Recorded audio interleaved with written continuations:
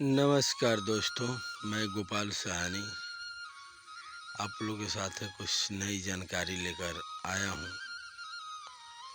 आप लोग ये सब जो हरे भरे जलकुंभी देख रहे हैं, सब ये जलकुंभी सिर्फ पानी के किनारे ही पाया जाता है और पानी में ही ये हरा भरा होता है।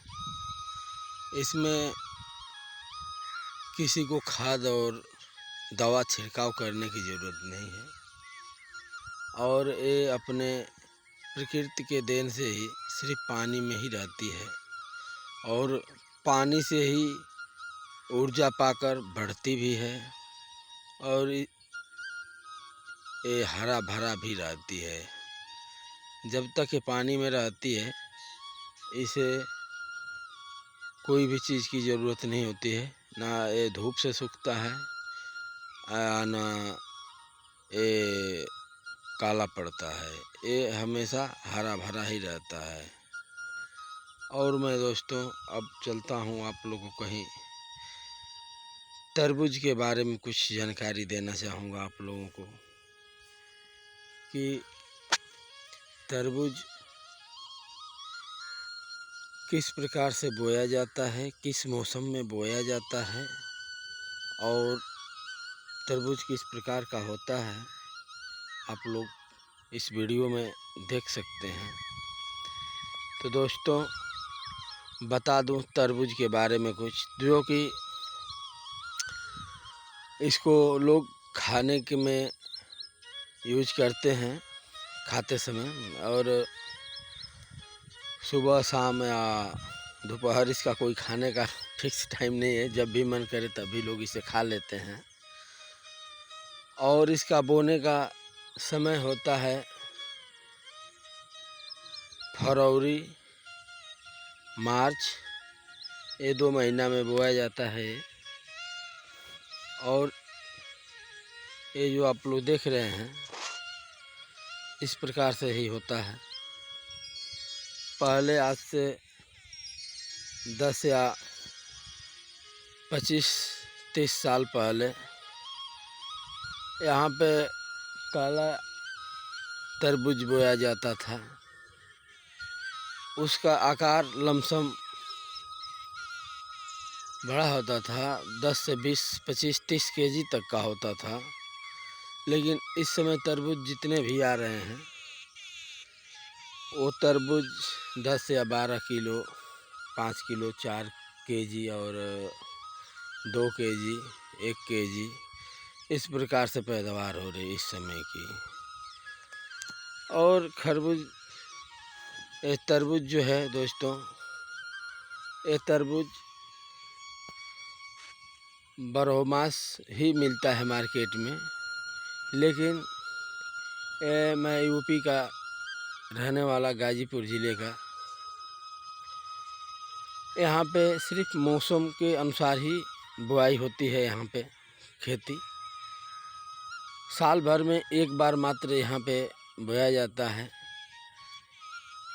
जनवरी या मार्च में, अरे फरवरी या मार्च में। और यहाँ पे सीजन में ही लोग खाना भी पसंद करते हैं और बहुत मन से खाते हैं तरबूज।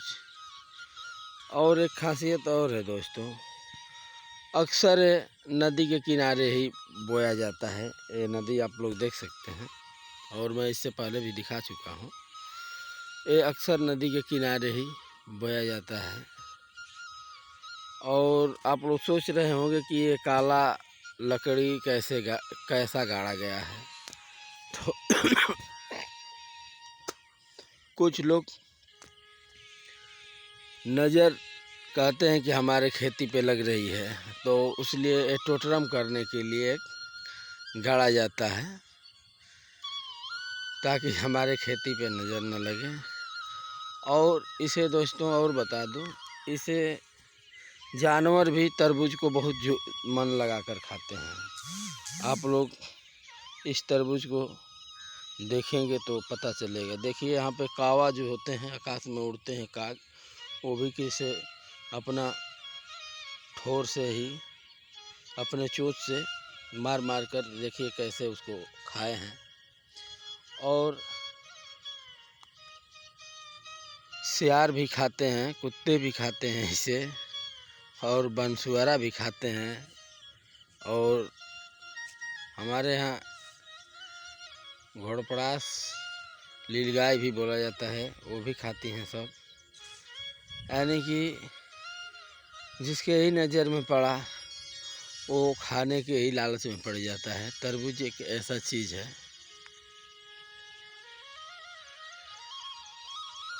यहाँ पे मौसम के अनुसार ही यहाँ के किसान जो जितने भी होते हैं खेती करते हैं, और कुछ भी बोए लेकिन तरबूज ज़रूर बोते हैं यहाँ पे खाने के लिए अपने। यहाँ पे बोने के लिए इसके जड़ में जो है कि गोबर की खाद और डाई, पोटास और कुछ केमिकल मिलाकर यहाँ पे जड़ में दिया जाता है ताकि इसके कीटाणु ना लगें, क्योंकि कीटाणु लगते हैं तो बराबर थान में पीलापन, कालापन और सूखने का डर होता है। इसलिए यहाँ पे किसान थोड़ा सा जड़ में जो है पहले ही कुछ दवा की भी इस्तेमाल कर लेते हैं। लेकिन पहले तो कहीं भी दवा और खाद के प्रयोग नहीं किया जाता था, सिर्फ गोबर का खाद ही प्रयोग किया जाता था।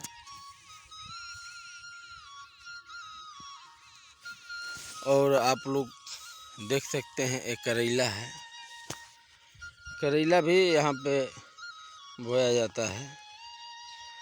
और एक करेला तरबूज के साथ ही बोया जाता है या इससे पहले भी बोया जाता है। ये कोई ज़रूरी नहीं है कि सिर्फ इसे